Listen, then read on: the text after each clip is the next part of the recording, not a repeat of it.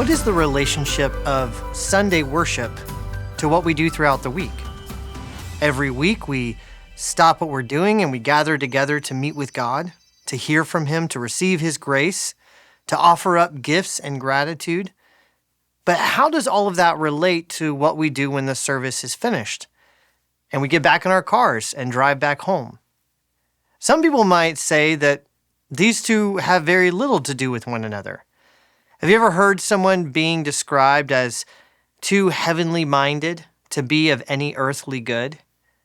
The implication is that worship is one thing, maybe even a good thing, but day-to-day life is a different matter entirely.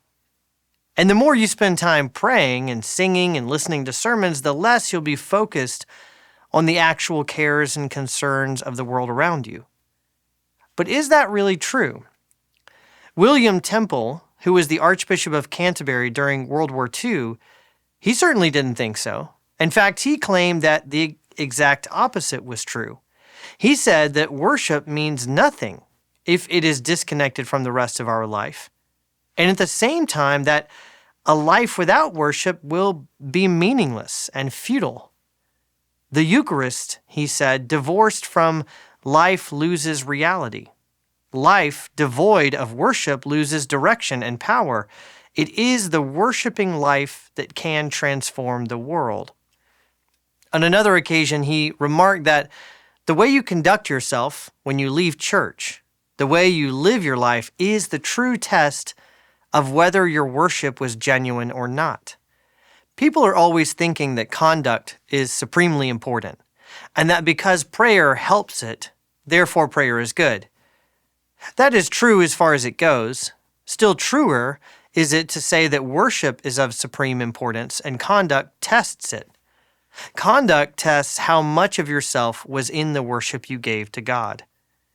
In this final session of our study, I'd like to test that claim, to ask whether it's true. Is conduct really the measure of worship? And can the worshiping life really transform the world, as Temple claims? And to answer those questions, I'd like to begin by looking at what the Old Testament has to say about the relationship between conduct, the way we live, and worship. This is a subject that comes up on quite a number of occasions, as it turns out. The God of the Bible is very interested in the way that His worshipers conduct themselves. Take the Psalms, for instance. Psalm 40 makes it clear that what God is primarily interested in is not acts of worship, but a heart inclined to obedience. In sacrifice and offering you have not delighted, but you have given me an open ear, the psalmist says, which is another way of saying it is not simply external acts of worship that God seeks, but an ear that will hear and heed His word. Or what about Psalm 51? You will not delight in sacrifice, or I would give it. You will not be pleased with the burnt offering. The sacrifices of God are a broken spirit. A broken and contrite heart, O God, you will not despise. Again, the point isn't that God dislikes Israel's sacrificial worship. How could He? He designed it. The point is that what matters in worship is the heart of a worshiper, and whether or not their worship is reflected in their life. But it's not just the Psalms. If you read the writings of the prophets in the Old Testament, you'll find repeated rejections of hypocritical worship. Worship that is fundamentally disconnected from the way people live. Like in the book of Amos.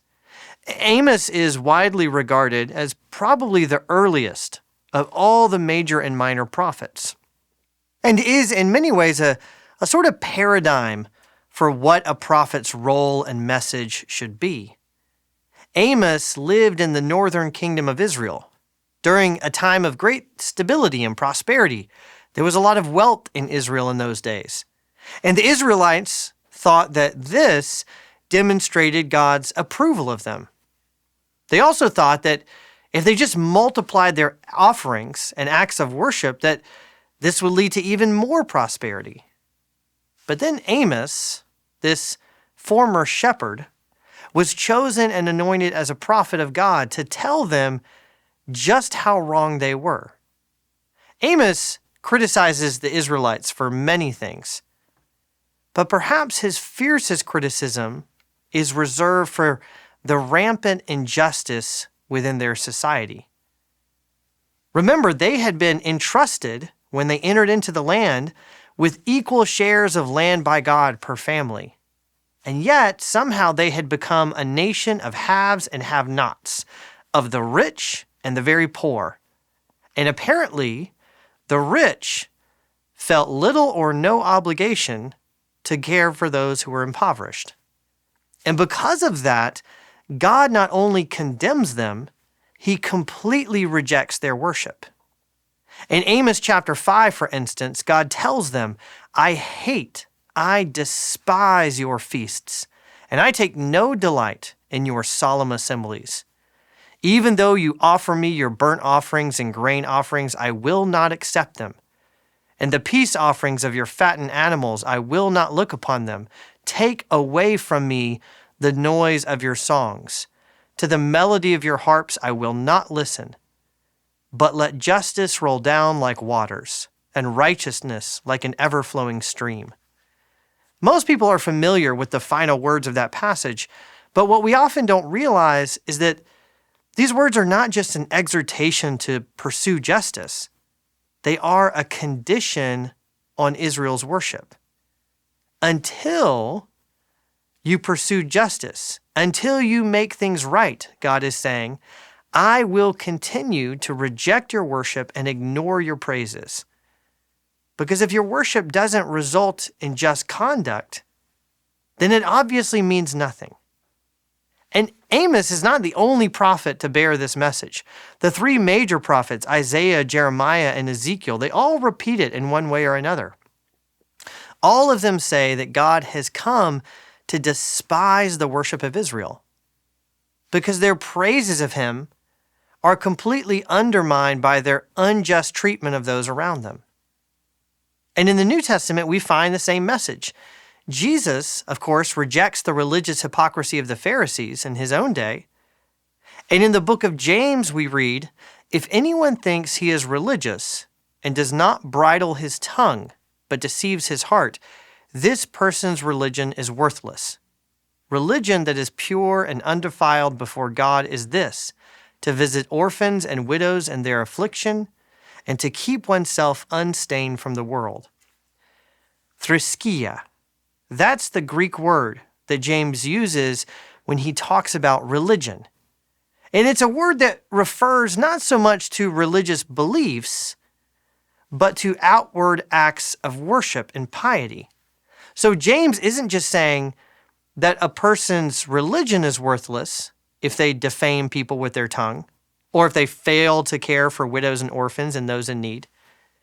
He's saying that your worship is worthless, that it means nothing at all if it isn't matched by righteous conduct. But why is that? Why is the Bible so uniformly opposed to hypocritical worship? Why does God care so much? The answer to that question lies in the mission, the purpose that God's people are given. If you remember, when God met with the people of Israel at Mount Sinai, he told them that he had chosen them and rescued them from Egypt for a reason. They were to be a holy nation, a nation of people who would bear God's own name, who carried his reputation and represented him to a watching world. In Deuteronomy, Moses tells them that it is through their conduct, through their obedience to God's laws, through how they conduct themselves as a society, their treatment of one another. That is what, Moses says, will lead the nations around them to come to marvel at the character of Israel's God. And that is exactly why hypocrisy matters so much, because it completely undermines the mission of the people of God. Amos and Ezekiel say that Israel's, by their hypocritical conduct, they say that the Israelites have profaned God's name among the nations. Instead of bearing witness to the goodness and the glory of their God, instead of inviting the nations around them to join them in worship, they have done the exact opposite. By their conduct, they have brought their God into disrepute. Instead of leading others into worship, they have made others think poorly of the God of Israel. That's why conduct matters. It's why it mattered in ancient Israel. It's why it matters today. Because when we worship God, we are bearing witness to who He is and inviting others to join in our praise. But when the way we live doesn't align with our worship, we end up doing the exact opposite. Just think about the scandals that have rocked both Catholic and Protestant churches in recent years. All those scandals that have happened when the immoral and abusive behavior of clergy or other church leaders has been revealed. And think about the impact that has had on the worship of God. Now, thankfully, there are many who still come to faith in Jesus and still worship despite the hypocrisy of Christian leaders, but that hypocrisy certainly hasn't helped. To give a much more trivial, but still real example, for quite a number of years, I worked as a waiter in various restaurants. And most of the time, I was able to negotiate my schedule so that I didn't have to work on Sundays. But occasionally I did. And most of my coworkers worked Sunday lunches. And you know what I discovered? I discovered that the Sunday lunch shift is one of the least favorite shifts to work among restaurant staff. Because the people who come to Sunday lunch after church have a reputation. And it's not a good one. There are plenty of exceptions, of course. Plenty of people who are kind and considerate. But on the whole, Sunday lunch crowds have the reputation of being one of the rudest and most impatient bunch of people that you'll wait on all week. And if, like me, if you're a Christian who is working in a restaurant and you're trying to tell your coworkers about Jesus, well, that presented a problem. Because my coworkers tended to have a pretty poor opinion of Christians and churches. Not that they were terrible people or anything like that. Just they thought that whenever Christians left their churches, they tended to be rude and impatient. And that clearly their worship hadn't done much to improve their behavior. Now, that may not have been entirely fair. And like I said, there were always exceptions. But it does illustrate why our conduct is important to our worship. Because worship is meant to be contagious. It's meant to lead others into worship. Our singing should lead others to sing as well. As Psalm 96 says, "Sing to the Lord, bless His name. Tell of His salvation from day to day. Declare His glory among the nations, His marvelous works among all the peoples." Which means that worship doesn't end when the service concludes. Worship continues as we make our way out of the church and back into the world, as we continue to bear witness to the God that we meet and to what He has done in both word and deed. When we come to worship, we come to meet with a living God. And as we meet with Him and hear from Him and speak to Him and receive grace and mercy from His hands, it should have an impact on us.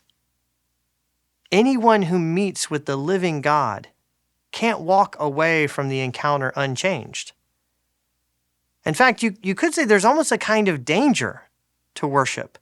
For worship, to quote Mark Laberton, worship is the dangerous act of waking up to God and to the purposes of God in the world, and then living lives that actually show it.